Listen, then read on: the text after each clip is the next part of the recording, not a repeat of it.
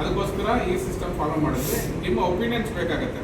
ತುಂಬ session boring ಆಗಿತ್ತಾ ಅಥವಾ ಇನ್ಫಾರ್ಮೇಟಿವ್ ಇತ್ತಾ, ಯೂಸ್ಫುಲ್ ಆಗತ್ತಾ ಇದು ಅನ್ನೋದ್ರ ಬಗ್ಗೆ ಸ್ವಲ್ಪ ಫೀಡ್ಬ್ಯಾಕ್ ಸಿಕ್ಕರೆ ಚೆನ್ನಾಗಿ.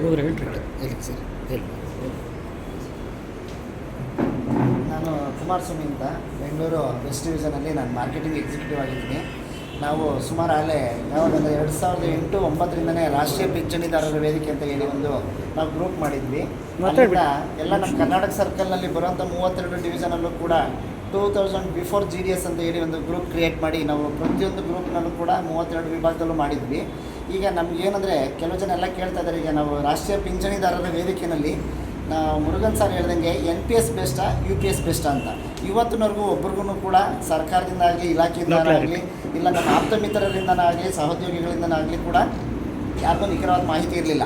ಈಗ ಸಾರ್ ಹೇಳ್ದಂಗೆ ನಾವು ಗೆಜೆಟ್ ನೋಟಿಫಿಕೇಷನ್ ತೊಗೊಂಡ್ವಿ, ಅದು ಬಂದಿನೇ ಕೂಡ ನಾವು ಡೌನ್ಲೋಡ್ ಮಾಡ್ಕೊಂಡ್ವಿ. 9ನೇ ಪೇಜಿಂದನೇ ಪೂರ್ತಿ ಇಂಗ್ಲೀಷ್ನಲ್ಲಿತ್ತು, ಓದಿದ್ವಿ. ಎಲ್ಲ ಬೀಜಗಣಿತ ಥರನೇ ಇತ್ತು. ಎಲ್ಲ ಏನು ಹಾಕಿದ್ರು ಅಂದರೆ ಸೂತ್ರಗಳನ್ನ ಹಾಕಿದ್ರು. ಈ ಸೂತ್ರನ ಕೂಡ ನಾವು ಇವತ್ತಿರುವಂಥ ಬೇಸಿಕಲ್ಲೂ ಕೂಡ ನಾವು ಏನು 53% ನಮ್ಮದು DA ಇತ್ತು, ಅದಕ್ಕೆ ನಾವು ಕೂಡ ಲೆಕ್ಕ ಹಾಕ್ಕೊಂಡು ಇನ್ನು ಎಷ್ಟು ವರ್ಷಗಳ ಕಾಲ ನಾವು ಸೇವೆಯಲ್ಲಿ ಇರ್ತೀವಿ ಅಂತ ನಾವು ಲೆಕ್ಕ ಹಾಕ್ಕೊಂಡ್ರು. ವಿತೌಟ್ ಪೇ ಕಮಿಷನ್ನು ನಾವು ಲೆಕ್ಕ ಹಾಕ್ಕೊಂಡ್ರು ಕೂಡ ನಮಗೆ ಯಾವುದನ್ನು ಸೂಕ್ತವಾದ ಮಾಹಿತಿ ನಮಗೆ ಸಿಗಲಿಲ್ಲ. ಒಂದು ನಮ್ಗೆ ಅಲ್ಲಿ ಆಪ್ಷನ್ಸ್ ಏನು ಬಂತು, UPS NPS ಇದೇ ಕೊನೆಗೆ ಬಂದಿದ್ದು. ನಾಳೆ ನಾವು ಕೂಡ ಒಬ್ಬ ನೌಕರ ಮೃತಪಟ್ಟರೆ, ಈ ಮೃತಪಟ್ಟಾಗ ವ್ಯಕ್ತಿ ಆ ದಿನ ಕುಟುಂಬಕ್ಕೆ ಏನು ಬರುತ್ತೆ ಅನ್ನೋದು ಕೂಡ ಯಾರಿಗೂ ನಿಖರವಾಗಿರಲಿಲ್ಲ. ಇವತ್ತು ಕೆಲವು ಜನಕ್ಕೆ ಏನಿತ್ತು, ಕೆಲವು ಜನ ಎಲ್ಲ ವಾಟ್ಸಪ್ ಗ್ರೂಪಲ್ಲಿ ಆಗ್ತಾ ಇರ್ತದೆ, ಇದರಲ್ಲಿ ಅವೈಲೇಬಲ್ ಇದೆ, ಇದರಲ್ಲಿ ಅವೈಲೇಬಲ್ ಇದೆ ಅಂತ. OPS NPS UPS ಅಂತ ಹೇಳಿ 3 ವಿಭಾಗ ಮಾಡಿ ಹಾಕ್ತಾರೆ. ಇದರಲ್ಲಿ ಅವೈಲೇಬಲ್ ಇದೆ, ಇದರಲ್ಲಿ ಅವೈಲೇಬಲ್ ಇಲ್ಲ ಅಂತ ಹಾಕ್ತಾರೆ. ಆದ್ರೂ ಯಾವ್ದು ಅವೈಲೇಬಲ್ ಇದೆ ಅಂತ ನಾವು ಪ್ರಿಂಟ್ ತೆಗೆದು ನೋಡೋಷ್ಟೊತ್ತಿಗೆ ನಮಗೂ ಕೂಡ ಕನ್ಫ್ಯೂಸ್ ಆಗುತ್ತೆ. ಸಾರ್ ಹೇಳ್ದಂಗೆ ಇವತ್ತು ಬೆಳಿಗ್ಗೆ ಇದ್ದರೆ ಇಲಾಖೆಯಲ್ಲಿ ಕೆಲಸದ ಒತ್ತಡ ಇರುತ್ತೆ. ನಾವು ಇಲಾಖೆಗೆ ಸಮರ್ಪಣೆ ಮಾಡ್ತಾ ಇರೋದ್ರಿಂದ, ಬೆಳಿಗ್ಗೆದ್ದು ಇಲಾಖೆನೇ ನಾವು ಸೇವೆ ಮಾಡ್ತಾ ಇರೋದ್ರಿಂದ ನಮ್ಮ ವೈಯಕ್ತಿಕ ಜೀವನನ ನೋಡದೆ ರಾತ್ರಿ 8 ಗಂಟೆ 9 ಗಂಟೆ ಮೇಲೆ ನೋಡ್ತಾ ಇರ್ತೀವಿ. ಈ ಥರ ಒಂದು ಸೆಮಿನಾರು, ಒಂದು ಕಾರ್ಯಾಗಾರ ಮಾಡಿದ್ದಕ್ಕೆ ನಮ್ಗೆ ತುಂಬ ಖುಷಿ ಆಯಿತು. ಇದೇ ಸಂಘಟನೆಯವರು ಧಾರವಾಡದಲ್ಲಿ ಮಾಡ್ತಾಯಿದ್ರು, ಅದನ್ನು ನಾವು ಇಲ್ಲಿ ಮಾಡ್ತಾರೆ ಅನ್ನೋ ಒಂದು ಅಭಿಪ್ರಾಯ ಬಂದ ಕಳೆದ ಭಾನುವಾರ ಧಾರವಾಡದಲ್ಲಿ ಕೂಡ ಇದೇ ರೀತಿಯ ಧಾರವಾಡ ವಿಭಾಗೀಯ ಕಳೆದ ಭಾನುವಾರ ಅದನ್ನು ಲಿಂಗೇಶ್ ಸರ್ ಹತ್ರ ಕೇಳ್ಕೊಂಡಾಗ ನಮ್ಮ ವಿಭಾಗದಲ್ಲೂ ಮಾಡ್ತೀವಿ ಅಂದರು. ಹಂಗಂದು ಸಂಜೆಗೆ ಬಂತು ಮುರುಗನ್ ಸರ್ SSP ಹತ್ರ, ಈಸ್ಟ್ ಡಿವಿಷನ್ SSP ಸರ್ ಹತ್ರ ಪರ್ಮಿಷನ್ ತೊಗೊಂಡಿದ್ದು. ನಾಳೆ ಬೆಳಿಗ್ಗೆ ನೋಡಿದಾಗ ನಮ್ಮ ಬೆಂಗಳೂರು ಪಶ್ಚಿಮ ವಿಭಾಗದಿಂದನೂ ಕೂಡ ನಮ್ಮ ಅಧೀಕ್ಷಕರು ಕೂಡ ನಮಗೆ ಅವಕಾಶ ಕೊಟ್ಟಿದ್ದರು.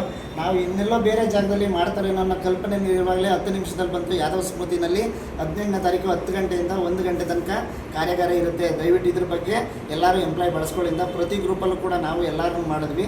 ಆದರೂ ನಾವು ನಿರೀಕ್ಷೆ ಮಾಡಿದಷ್ಟು ಜನ ಬಂದಿಲ್ಲ.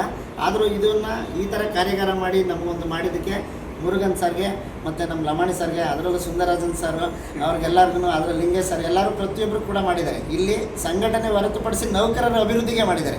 ಇಲ್ಲಿ ಅವರ ಯೂನಿಯನ್ ಮಾಡಿದ್ದಾರೆ, ಈ ಯೂನಿಯನ್ ಮಾಡಿದ್ದಾರೆ, ಇದು ಅಲ್ಲ. ಯಾಕೆಂದರೆ ಫಸ್ಟು ನಾವು ನೌಕರರಾದ್ಮೇಲೆ ಸಂಘಟನೆ ಮಾಡ್ಕೊಂಡಿದ್ದೀವಿ. ಸಂಘಟನೆ ಜೊತೆಲಿ ಅದೊಂದು ಸಹಕಾರ ಮಾಡ್ತಾ ಇದ್ದಾರೆ ಅಂದಾಗ ಕೂಡ ನಾವು ಯಾವುದೇ ಸಂಘಟನೆ ಆಗಿರಲಿ ನಾವು ಅವ್ರಿಗೆ ಸಹಕಾರ ಮಾಡಬೇಕು.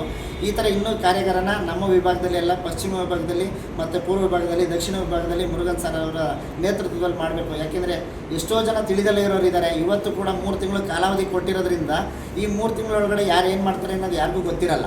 ಇವತ್ತು ನಾನೊಂದು ಉದಾಹರಣೆ ಕೊಟ್ಟೆ. ಮಡಿಕೇರಿ ಡಿವಿಷನಲ್ಲಿ ನಮ್ಮ ಸ್ನೇಹಿತರಿಗೆ ರಿಟೈರ್ಡ್ ಆಗಿದ್ದಾರೆ. 10 ತಿಂಗಳು 10 ವರ್ಷಕ್ಕೆ 10 ದಿವಸ ತುಂಬ ಕಮ್ಮಿ ಆಗಿದೆ. ಆ ವ್ಯಕ್ತಿಗೆ ಇವತ್ತಿನವರೆಗೂ ಯಾವುದೇ ಮಾಹಿತಿ ಇಲ್ಲ. ಈ ಮಾಹಿತಿನ ಯಾರಿಂದ ನಾವು ಪಡಿಬೇಕು? ಸರ್ಕಾರಕ್ಕೆ ಲೆಟರ್ ಬರೀಬೇಕಾ, ಇಲಾಖೆಗೆ ಬರೀಬೇಕಾ? ಯಾರಿಗೂ ಇಲ್ಲ. ಈ ಥರ ಸಮಸ್ಯೆಗಳು ಇರೋದ್ರಿಂದ ಇದ್ರ ಬಗ್ಗೆ ನೀವು ತುಂಬ ಹೆಚ್ಚಿನಾಗಿ ಮಾಹಿತಿ ಕೊಟ್ಟಿದ್ದಕ್ಕೆ ನಾನು ಹೇಳ್ತೀನಿ, ಸ್ಟಾರ್ ಲೆಕ್ಕದಲ್ಲಿ ಬರೋದಾದರೆ 5 ಸ್ಟಾರ್ ಅಂತ ಕೊಡ್ತೀನಿ ಸರ್. ತುಂಬ ಅನುಕೂಲ ಆಯಿತು ಸರ್. ಕಾರ್ಯಾಗಾರ ಮಾಡಿದ್ದಕ್ಕೆ ಮುರುಗನ್ ಸರ್ಗೆ, ನಮ್ಮ ಇಲಾಖೆಯವ್ರಿಗೆ, ನಮ್ಮ ಸಹಕಾರದವ್ರಿಗೆ ಮತ್ತು ನಮ್ಮ ಸಹೋದ್ಯೋಗಿ ಮಿತ್ರರಿಗೆ ಎಲ್ಲರಿಗೂ ನಾನು ನನ್ನ ತುಂಬ ಹೃದಯದಿಂದ ನಾನು ಹರ್ಷಿಸ್ತೀನಿ. ಯಾಕೆಂದರೆ ಈ ಖುಷಿನ ನಾನು ಈ ರೂಪದಲ್ಲಿ ವ್ಯಕ್ತಪಡಿಸ್ತಾ ಇದ್ದೀನಿ. ತುಂಬ ಸಂತೋಷ ಆಯಿತು ಸರ್. ಈ ಥರ ಇನ್ನೊಂದು ಕಾರ್ಯಾಗಾರನ ಮಾಡಿ ದಯವಿಟ್ಟು ಎಲ್ಲರಿಗೂ ಇನ್ನೂ ಹೆಚ್ಚಿನ ಮಾಹಿತಿ ಕೊಡಿ. ನೀವು ಹೇಳಿದರೆ ಏನು ನಂಬರ್ ಕೊಟ್ಟಿದ್ರೆ ದಯವಿಟ್ಟು ಎಲ್ಲರಿಗೂ ನಾವು ಕೇಳ್ಕೊತೀವಿ. ಪದೇ ಫೋನ್ ಮಾಡೋದು ಬೇಡ. ನಿಮ್ದೆಲ್ಲ ಡೀಟೇಲ್ಸ್ ಅವ್ರಿಗೆ ಹಾಕ್ಬಿಟ್ಟು ಕೆಳಗಡೆ ನಿಮ್ಮ ಹೆಸರು ಹಾಕಿ, ಇಂಥ ಆಫೀಸು ಡಿವಿಷನ್ ಅಂತ ಹಾಕಿ, ಅವ್ರು ನೋಡಿಬಿಟ್ಟು ನಿಮ್ಗೆ ಅದಕ್ಕೆ ರಿಪ್ಲೈ ಮಾಡ್ತಾರೆ. ಯಾಕೆಂದರೆ ಅವರು ಕೂಡ ಎಲ್ಲರಿಗೂ ಕೂಡ ಎಲ್ಲರ ನಂಬರ್ನೂ ಸೇವ್ ಮಾಡ್ಕೊಳ್ಳೋಕ್ಕಾಗಲ್ಲ. ಈಗ ನಾವು ಸಣ್ಣದು ಮಾಡ್ಕೊಂಡಿದ್ದೀವಿ, 7,000 ಮೊಬೈಲ್ ನಂಬರ್ ನಮ್ಮ ಹತ್ರ ಇದೆ.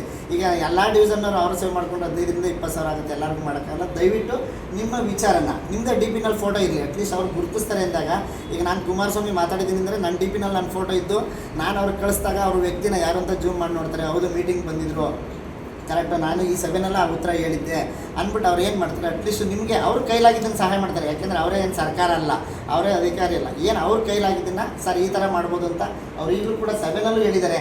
ಏನಂತ ಹೇಳಿದ್ದಾರೆ, ನಾನು ಮಾಡ್ಕೊಳ್ಳೇಬೇಕು ಅಂತ ನನ್ನ ಕಡೆಯಿಂದ ಫೋರ್ಸ್ ಇಲ್ಲ, ಮಾಡ್ಕೋಬೇಡಿ ಅಂತಲೂ ಹೇಳಲ್ಲ ಅಂತ.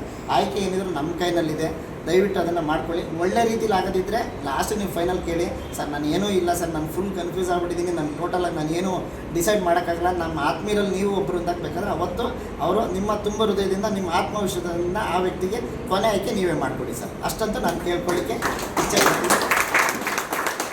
ಇಷ್ಟು ಕಾರ್ಯಕ್ರಮ ಮಾಡೋಕ್ಕೆ ಎಲ್ಲ ಸಹೋದ್ಯೋಗಿಗಳಿಗೂ ಎಲ್ಲರೂ ನಮ್ಮ ಕಡೆಯಿಂದ ಧನ್ಯವಾದಗಳು. Thank you Kumar sir. ಬೇರೆ ಯಾರು ಹೇಳ್ತೀರಾ?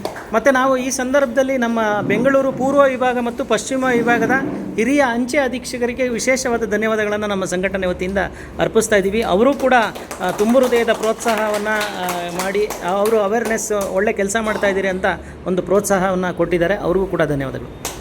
ಬೇರೆ ಯಾರಾದರೂ ಅಭಿಪ್ರಾಯ ಹೇಳೋರಿದ್ದೀರಾ? ಸತೀಶ್ ಜಿ?